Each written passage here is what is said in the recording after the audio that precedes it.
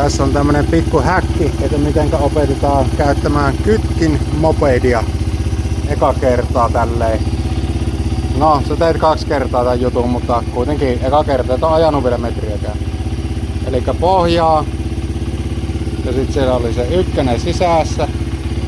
Ei kaasua ollenkaan. Ja pikkuhiljaa päästät kytkin tuntumaan sen, että rupee kierrokset laskemaan ja sit vedät takaisin. On. Ja uudestaan.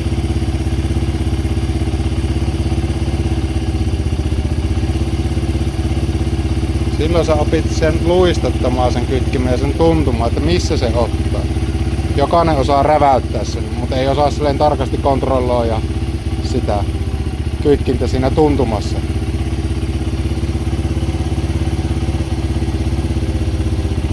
Oliko se tossa? Oli, hyvä oli. Mä en jaksa enää painaa tätä. Sitten voit ottaa vapaan, eli pidät kytkimen pohjassa ja ihan pienen naksu otat ylöspäin. Sä voit päästä irti siitä, kun se on vapaalla. Näin. Nyt sinä käytät kytkin mopedia.